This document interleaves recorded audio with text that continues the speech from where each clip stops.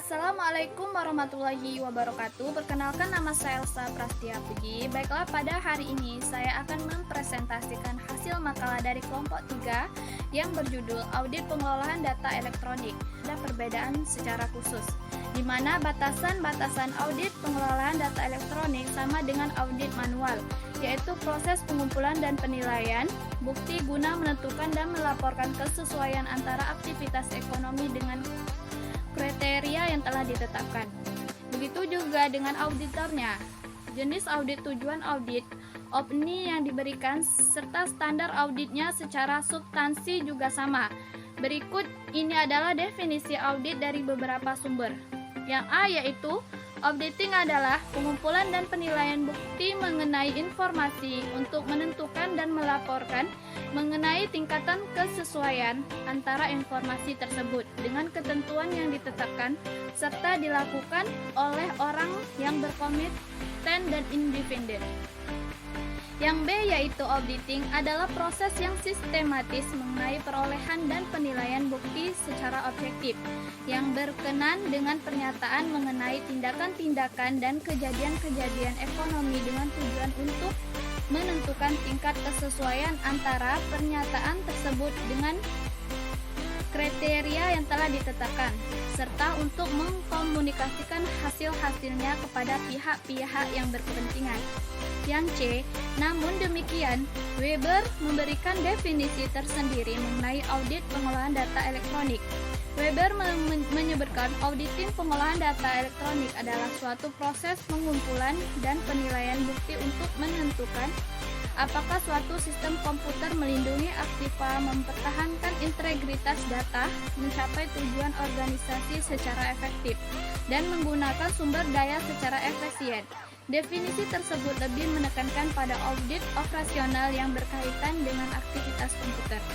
Jadi, audit manual dan pengelolaan data elektronik adalah suatu proses penilaian dan atestasi yang sistematis oleh orang-orang yang memiliki keahlian dan independen terhadap informasi mengenai aktivitas ekonomi suatu badan usaha. Assalamualaikum warahmatullahi wabarakatuh. Baiklah, saya akan melanjutkan presentasi dari kelompok saya sendiri, yaitu di bagian B. Tujuan dilakukannya audit pengolahan data elektronik. 1. Sebagai dukungan fungsi pengolahan data terhadap manajemen audit pengolahan data elektronik, memastikan bahawa dalam penyusunan strategi, rencana induk maupun rencana kerja manajemen dan fungsional dalam perusahaan memperoleh dukungan yang memadai berupa informasi. 2. Sebagai perencanaan pengolahan data, audit manajemen yang dilakukan harus mampu untuk mengungkapkan informasi seperti penimbangan biaya, pertimbangan kebutuhan, pengaruh kembalian, keputusan terhadap organisasi, dan penyesuaian dengan kemajuan serta pembaruan dalam bidang teknologi informasi. 3. Sebagai organisasi pengolahan data, audit yang dilakukan dimaksudkan untuk menilai efektivitas dan efisiensi organisasi dalam melakukan tugasnya. 4. Sebagai pengendalian data, audit yang dilakukan berupaya untuk memastikan agar data dan informasi tidak sampai jatuh ke tangan orang yang tidak berhak. Akses terhadap data dan informasi dibatasi hanya kepada orang-orang yang berhak serta data dan informasi telah dipelihara agar tidak mudah dirusak. Ruang lingkup audit PDA yang harus diperhatikan adalah sebagai berikut. A. Dukungan fungsi pengolahan data terhadap manajemen. B. Perencanaan pengolahan data. C. Organisasi pengolahan data. D. Pengendalian data. Audit manual yang juga sering disebut sebagai audit tradisional atau konvensional dilakukan apabila sistem pengolahan data perusahaan masih belum memanfaatkan sistem elektronik. Sistem dan teknologi informasi masih bersifat dasar atau menjadi tulang punggung utama. Audit PDA dilakukan dengan memanfaatkan kecanggihan teknologi yang menghasilkan sebagai jenis komputer yang sangat cepat dalam proses pengolahan. Penggunaan berbagai piranti dan aplikasi. Assalamualaikum warahmatullahi wabarakatuh. Nama saya Nur Hidayah. Saya dari kelompok 3 ingin menjelaskan hasil materi dari kelompok saya, yaitu pada bagian C, metode audit pengolahan data elektronik. Pada bagian yang ke-1, auditing around the computer, yaitu suatu pendekatan audit dengan memperlakukan komputer sebagai kotak hitam. Teknik ini tidak menguji langkah-langkah proses secara langsung, hanya berfokus pada input dan output dari sistem komputer. Kelemahannya adalah yang A, umumnya database mencakup jumlah data yang banyak dan sulit untuk ditelusuri secara manual. Yang B, tidak membuat auditor memahami sistem komputer lebih baik. Yang C, mengabaikan pengendalian sistem sehingga rawan terhadap kesalahan yang kelemahan potensial dalam sistem. Yang D, lebih berkenan dengan hal yang lalu daripada audit yang preventif. Yang E, kemampuan komputer sebagai fasilitas penunjang audit mubazir. Yang F, tidak mencakup keseluruhan maksud dan tujuan audit. Kemudian yang kedua, auditing through the computer, yaitu suatu pendekatan audit yang berorientasi komputer yang secara langsung berfokus pada operasi pemrosesan dalam sistem komputer dengan asumsi bila terdapat pengendalian yang memadai dalam pemrosesan, maka kesalahan dan penyalahgunaan dapat dideteksi. Kemudian yang nomor 3, auditing with the computer, yaitu menggunakan komputer untuk membantu melaksanakan langkah-langkah audit. Generalized Audit Software Program atau yang disingkat dengan GASP untuk substantif test. Kemudian manfaat GASP ini yaitu yang A, memungkinkan auditor memiliki tingkatan independensi yang tinggi. Kemudian yang B, mengurangi keperluan tingkat keahlian komputer dan pelatihan. Yang C, dapat mengakses berbagai catatan klien tanpa program khusus. Yang D, memungkinkan auditor mengendalikan pelaksanaan program. Yang E, memanfaatkan kecepatan dan keakuratan komputer. Kemudian kelemahan GASP ini yaitu yang ke-1, dirancang untuk kemudahan implementasi tapi mengabaikan efisiensi. Kemudian yang kedua, banyak GASP hanya berfungsi sebagai komputer yang tertentu ataupun berfungsi pada pada komputer yang tertentu. Baiklah, hanya itu saja yang bisa saya sampaikan. Saya ucapkan terima kasih.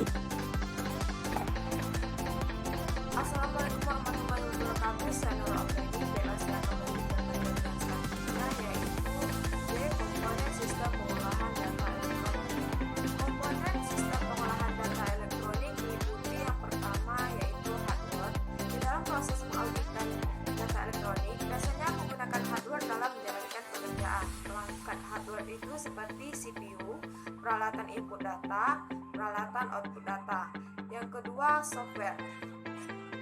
Selain menggunakan hardware, pengolahan data elektronik juga menggunakan software tertentu untuk pengoperasian komputer. Jenis-jenis software yang digunakan di dalam pengolahan data elektronik adalah sistem program dan program aplikasi. Sistem program adalah program yang menjalankan fungsi umum yang dibutuhkan dalam pengoperasian komputer. Sistem program ini meliputi operating system, utility system, compiler dan assembler, dan database management system. Program aplikasi. Dalam pemakaian, program aplikasi digunakan untuk menjalankan perbedaan sistem manual dan sistem pengolahan data elektronik. Pertama, visi meliputi auditor tidak mampu melihat komponen transaksi dari proses pengolahan komputer. Auditor tidak dapat melihat bagaimana komputer memproses transaksi melakukan hitungan, membuat dan sebagainya tidak dapat dilihat. Komputer dapat memproses suatu transaksi secara serentak untuk tujuan. Yang kedua, sarana dan fasilitas. Sistem komputer memerlukan sistem, ruang, peralatan, perawatan, dan fasilitas yang khusus. Yang ketiga, personelnya sistem komputer yang memerlukan perangkat keras, perangkat lunak, dan pegawai yang ahli dan pelatih di bidangnya. Yang keempat, pemisahan tugas untuk mencapai tujuan pengendalian. Biasanya dicapai melalui pemisahan fungsi pengumpulan dan pemrosesan data seperti dalam sistem manual. Yang kelima, kemungkinan terjadinya kesalahan dan kekurangan. Menurutnya, keterlibatan manusia dalam penanganan transaksi yang diproses oleh komputer dapat mengurangi kemungkinan untuk mengalami kesalahan dan kecurangan. Kesalahan dan kecurangan yang terjadi selama perancangan ataupun pengubahan program aplikasi dapat tetap tidak terdeteksi untuk jangka waktu yang lama. Yang keenam, kemungkinan meningkatnya supervisi manajemen. Tersedianya untuk tinjauan ulang manajemen dengan lebih tepat waktu jika informasi semacam itu dikomputerisasi. Berbagai aplikasi terprogram menyediakan statistik menyangkut operasi komputer yang dapat digunakan untuk memantau proses transaksi yang sesungguhnya. Yang ketujuh, pelaksanaan transaksi. Kemudian dengan komputer otorisasi transaksi atau prosedur ini mungkin tidak didokumentasikan dengan cara yang sama dengan yang diprakarsai dalam sistem akuntansi manual, dan otorisasi manajemen atas transaksi tersebut mungkin tersirat dalam persetujuan. Assalamualaikum warahmatullahi wabarakatuh. Nama saya Prabowo Sutrisno. Saya di sini akan melanjutkan pembahasan materi yang berikutnya yang dibacakan sebelumnya dari teman saya. Yang selanjutnya itu sistem pengendalian intern dalam pengelolaan data elektronik. Tujuan SPI dalam EDP adalah untuk melindungi harta perusahaan, mengecek kecermatan dan keandalan dan akuntansi, meningkatkan efisiensi usaha, mendorong ditaatinya kebijakan manajemen yang telah digariskan. Pengendalian intern dibagi menjadi dua. Yang pertama itu pengendalian administratif. Pengendalian administratif meliputi rencana, organisasi, metode, dan prosedur untuk meningkatkan efisiensi operasi dan mendorong kebijakan manajemen yang telah digariskan. Yang kedua, pengendalian akuntansi. Pengendalian akuntansi meliputi organisasi, semua prosedur, dan catatan yang berhubungan dengan pengalaman, harta kekayaan, serta dapat dipercayai catatan keuangan. Pengendalian umum dan pengendalian aplikasi. Pengendalian umum termasuk yang pertama rencana organisasi dan operasi aktivitas EDP. Yang kedua, prosedur untuk mendokumentasikan atau meminjam, menguji, dan menyetujui sistem dan program dan perubahan. Yang ketiga itu pengendalian yang dibangun dalam peralatan oleh pabrik. Yang keempat itu pengendalian atas akses peralatan dan berkas data. Yang kelima itu data lain dan pengendalian prosedural yang memengaruhi operasi PDE secara keseluruhan.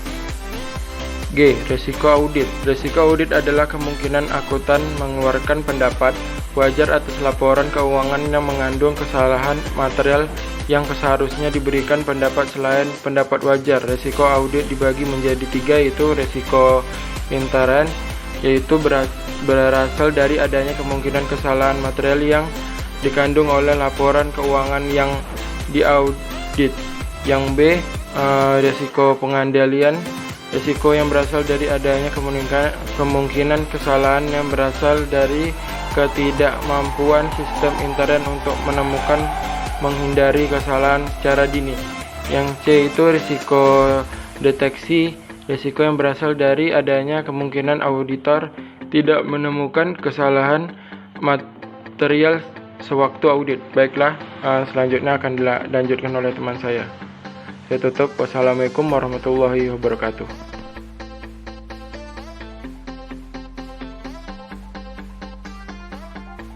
Baiklah, nama saya Siti Ajar. Saya akan melanjutkan materi dari teman saya Prabowo Sutrisno, yaitu transaksi flow auditing. Transaksi flow auditing merupakan suatu metode yang digunakan untuk mendokumentasikan pengendalian aplikasi terkomputerisasi guna mengaudit arus transaksi yang meliputi 1. Siklus aktivitas bisnis organisasi. 2. Tipe transaksi yang mengalir melalui siklus. Yang ketiga, fungsi yaitu yang dilakukan dalam setiap siklus, yaitu mengakui, mengautorisasi, memproses, mengklasifikasi, dan melaporkan transaksi. Dampak pengolahan data elektronik terhadap auditing dan pengendalian. Para auditor harus memahami sistem komputer karena sistem ini memiliki dampak yang besar terhadap cara-cara yang dipergunakan organisasi dalam bisnisnya. Sistem yang dikomputasikan bukanlah semata-mata alat yang baru digunakan untuk memproses pekerjaan administrasi. Seringkali sistem pengendalian internal harus disusun kembali karena karakteristik suatu sistem komputer. Hal ini telah menimbulkan adanya Sejajarkan pengendalian yang mengakibatkan terbukanya risiko-risiko baru untuk organisasi-organisasi yang menggunakan komputer.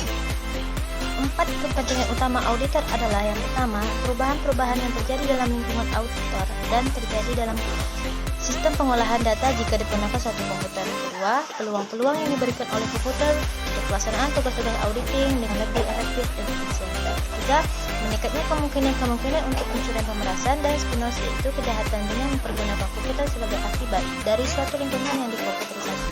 4. Pengandalian komputer, bukti pendukung elektronik dapat diandalkan hanya apabila pengandalian dapat diandalkan. Terima kasih. Sekian dari kalah kelompok kami.